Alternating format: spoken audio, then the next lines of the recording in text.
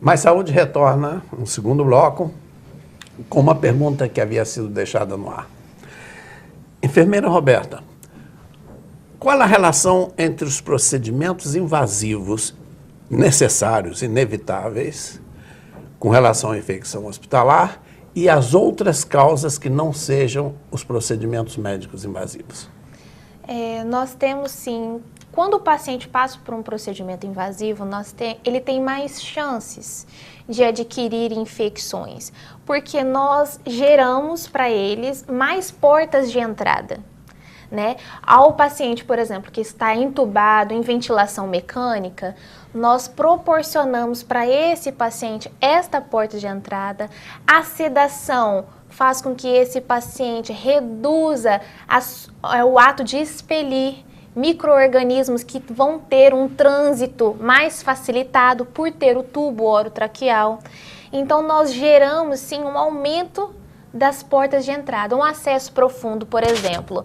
Quanto mais lúmens, né, quanto mais vias esse acesso profundo tiver, nós temos mais portas de entrada e vai estar ligada principalmente a quê? A manipulação desses acessos, a manipulação desse tubo durante a aspiração, a qualidade da assistência empregada, que sempre tem que ser prezada, primordial, com uma técnica a mais limpa em alguns casos e estéril. Né? Nós temos que estar visualizando, trabalhando sempre nesse trabalho em relação à qualidade da assistência empregada. Nós não podemos deixar que a rotina, a falta de atenção entre nesses momentos tão cruciais.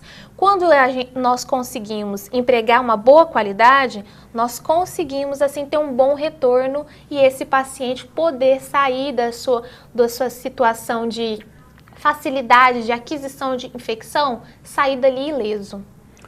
E quais seriam os principais procedimentos no que diz respeito à frequência? Quais os procedimentos mais frequentes que são invasivos numa UTI, seja neonatal, seja uma UTI adulta? Nós temos principalmente o risco de pneumonia associada àqueles pacientes que estejam em ventilação mecânica. Temos as infecções primárias de corrente sanguínea relacionada à manipulação dos acessos venosos centrais. Temos também as infecções urinárias relacionadas ao uso de sonda vesical de demora, né, aonde todas essas três infecções, hoje, atualmente, desde 2012, nós estamos em constante notificação destas para o Ministério da Saúde.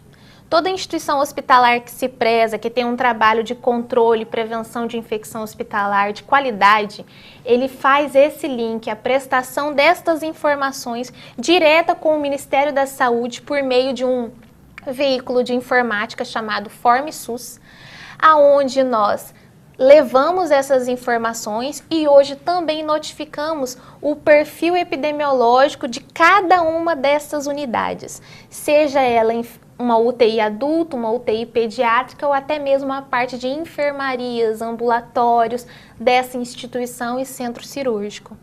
Porque o meu perfil de micro-organismo de dentro da minha unidade hospitalar, ele pode não ser igual de outro hospital, por mais que seja o mesmo município.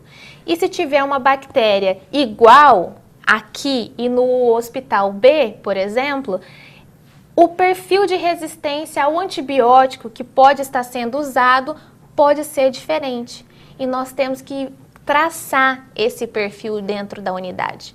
Isso é importante porque classifica o atendimento empírico também dos pacientes que ali estejam e adquiram algum tipo de infecção. Perfeito. E dentre os procedimentos não invasivos, quais seriam os principais fatores? Geralmente seria o fato de pacientes estarem acamados, sem mobilização, porque isso gera o quê? Um risco de desenvolvimento de pneumonia, não associada à ventilação mecânica, uma infecção relacionada à sua assistência em saúde. Esse paciente que ficar ali prostrado, deitado, sem locomover-se, sem mobilizá-lo no leito, gera com que a secreção fica estagnada e isso leva a uma pneumonia. Principalmente, a pneumonia é a principal infecção. Perfeito. Enfermeira Roberta, eu gostaria de lhe fazer uma pergunta que tem relação com a nossa vida profissional, nas UTIs, nas enfermarias, nos consultórios, mas que tem uma relação muito grande com a vida cotidiana dos nossos telespectadores. Que ensinamentos que nós podemos subtrair do seu trabalho, do trabalho dos colegas que estão nas comissões de prevenção e controle de infecção hospitalar, para a vida cotidiana no seu aspecto doméstico, para a vida de uma família? Que ensinamentos nós podíamos subtrair para essas pessoas, essas famílias? O nosso principal ensinamento é que vocês reforcem a lavagem das mãos. Se vocês fizerem isso no ambiente domiciliar, na sua prática diária, vocês reduziriam em torno de 74% das infecções na sua família, deste risco que é. Com a lavagem das mãos, vocês vão estar removendo os micro-organismos que vocês adquirem a partir do contato com objetos na rua, manipulação de dinheiro, né? Após chegar da escola, crianças às vezes vêm com a mão suja e ela tende a pôr a mão na boca, ela tende a querer se alimentar direto, sem lavar as mãos, e isso acaba carreando o micro-organismo até a sua via oral e assim contato com mucosas, podendo haver posteriormente translocação. Esse micro-organismo ele vai sair de um trato, por exemplo, o trato digestivo, podendo translocar para a via respiratória e assim colonizar e gerar assim uma doença não benquista. A prática da lavagem das mãos em domicílio, na sua vida cotidiana, é o principal fator protetor para cada um. E nós poderíamos afirmar que os momentos em que essa lavagem das mãos são importantes. Antes e depois de cada refeição, antes e depois de atividades sanitárias, sim, de ir ao banheiro, e na chegada da rua até a casa.